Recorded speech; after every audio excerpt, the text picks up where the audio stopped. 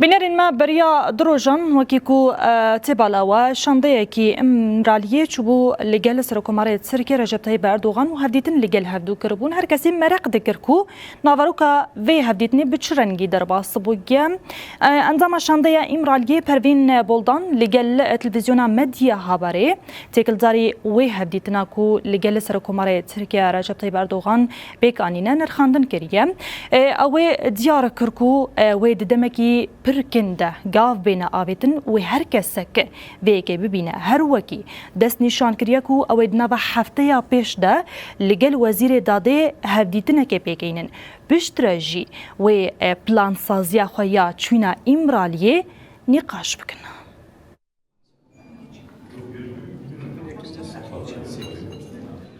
پروین بولدان کو دشاندیا امرالی ده جی دگرج تلویزیونا مدیا خبری را آخوی هورگلین هفدیتنا دهی نیسانیا بسرو کومار ترکیه طایب اردوغان را پاروکر. پروین بولدان گوت کو جبو پیواجو به پیش و بچه گاوین قانونی پیوستن به طایبتی جی مافی هیویه. Devam edeyim isterseniz yeni bir aşamaya geçildi diyebilirim. Çünkü ilk defa Ez dikarim bipêjim ku divê pêvajoyê de qonaqekî nû derketiye hûlê. Ji ber ku cara yekem birêz Serokkomar heyeta îmraliyê qebûl kir. Divê me jarê de nêrînên me girtin û nêrînên xwe bi me re parvekirin. Ji ber vê yekê em ê bi navê ku di navenda siyaset û pêvajoyê de be hatin cemhev. پروین بولدان دیار کر کو پرسکریکین civakê yên derbarê sedema gavne avêtinê de hene.